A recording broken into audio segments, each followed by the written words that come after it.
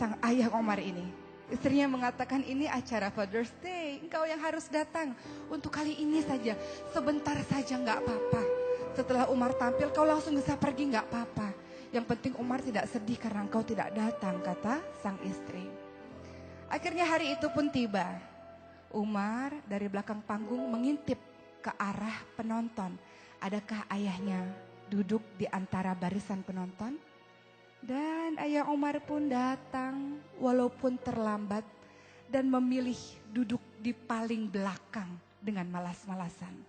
Seluruh ayah-ayah yang lain berlomba-lomba untuk bisa duduk di barisan depan untuk melihat tampilan anak-anak mereka. Tapi tidak dengan ayah Umar, karena baginya kalau duduk di depan nanti susah untuk pulang. Lebih baik aku duduk di belakang saja sambil bersandar dan sambil melipatkan kedua tangannya. Maka tampillah anak pertama. Anak pertama sangat hebat karena memiliki suara yang sangat bagus. Dan semua orang berdecak kagum ketika anak tersebut menampilkan nyanyian dengan bahasa Inggris yang sangat fasih. Seluruh orang di gedung tersebut bertepuk tangan karena kehebatan suara dari anak itu. Anak kedua menampilkan tarian balet yang sangat indah. Meliuk-liuk badannya, membuat semua orang juga berdecak kagum dengan bakat yang ditampilkan oleh anak yang kedua. Anak yang ketiga tampil dengan alat musik gitarnya. Anak yang keempat tampil dengan memainkan drumnya. Anak yang kelima tampil dengan memainkan pianonya. Dan semua bakat-bakat ditunjukkan. Dan ayah Umar kembali melihat jam tangannya. Kapan Umar ini tampil? Lama sekali Umar ini tampil karena aku harus ada meeting dan aku sudah terlambat. Dan akhirnya peserta terakhir Umar. Umar pun berjalan dengan tenang di panggung tersebut. Dengan baju yang sederhana. Tidak seperti teman-temannya. Dan ayah Umar berpikir, apa yang akan ditunjukkan oleh anakku ini? Ayahnya baru sadar, selama ini dia tidak paham bakat apa yang dimiliki oleh anaknya tersebut.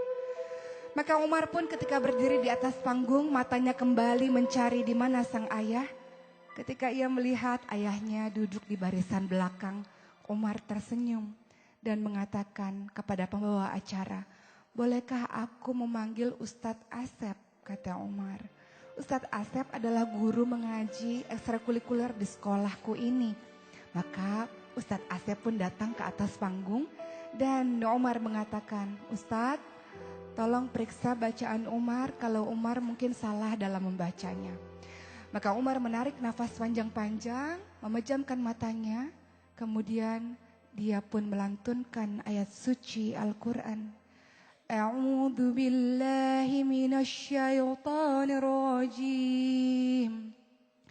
Bismillahirrahmanirrahim. Amma yatasaalun 'anin naba'il 'adzim.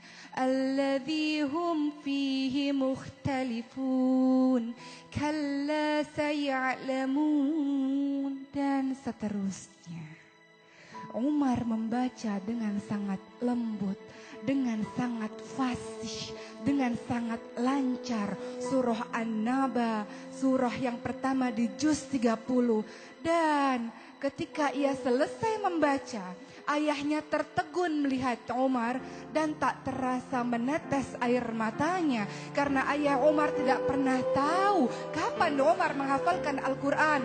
Maka Ustadz Asep pun berkata kepada Umar, Umar, kenapa engkau menghafalkan Al-Quran Umar? Apa jawaban Umar? Selama ini Ustadz, ayahku sangat sibuk dalam bekerja. Ayahku banyak sekali meetingnya. Ayahku banyak sekali bisnisnya. Dan ayahku melakukan itu semuanya untuk memberikan nafkah kepadaku dan kepada ibuku. Bekerja untuk kebahagiaan aku, untuk pendidikan aku, wahai Ustadz. Maka aku ingin membalas kebaikan dari ayah. Tapi aku gak punya apa-apa. Aku gak punya uang. Aku gak punya yang lain-lain. Aku cuma punya hafalan Al-Quran ini Ustaz. Karena aku tahu janji Allah. Barang siapa yang menghafalkan Al-Quran Ustaz, maka Allah akan memberikan jubah kemuliaan bagi kedua orang tuanya Ustaz. Maka Umar ingin memberikan jubah kemuliaan kepada ayah Umar di surga Allah Ustaz. kata Umar. Dan Umar pun meneteskan air matanya. Apa yang terjadi dengan ayah Umar? Di belakang barisan kemudian dia berteriak, Allahu Akbar, Allahu Akbar.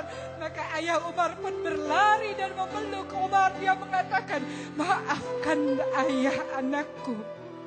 Maafkan ayah anakku.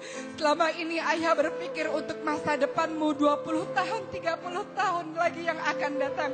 Ayah berpikir kau harus mendapatkan pendidikan yang terbaik. Kau harus fasih dalam bahasa Inggris. Kau harus hebat dalam urusan dunia. Tapi ayah tidak pernah mengajarkanmu Al-Quran anakku. Ayah tidak pernah mengajarkan kamu agama anakku. Ayah berpikir masa depanmu di dunia.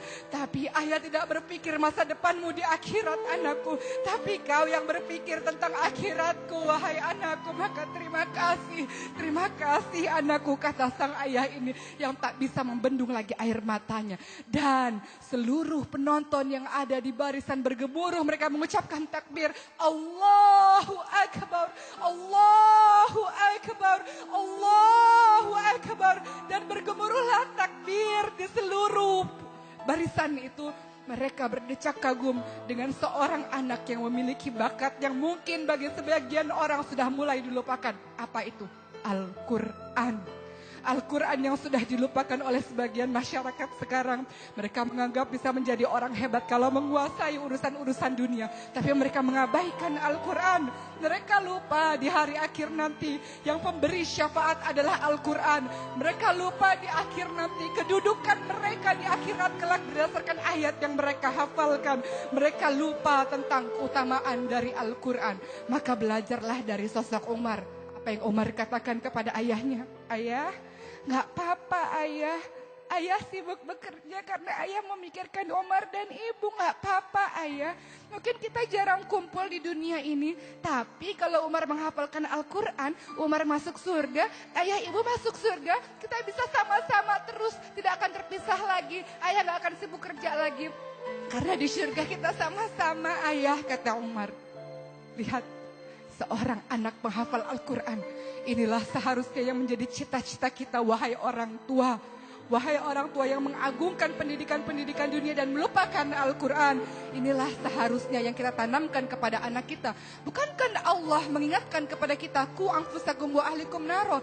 Jagalah dirimu dan keluargamu dari api neraka. Bagaimana caranya? Salah satunya, berikan anak kita pendidikan Al-Quran. Hiasi hati mereka dengan Al-Quran.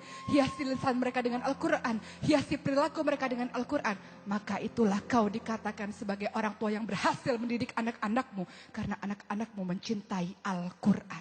Mudah-mudahan kisah ini menjadi pembelajaran dan memotivasi kita untuk menjadikan anak-anak kita hebat. Karena apa? Karena ia menguasai Al-Quran. Insya Allah.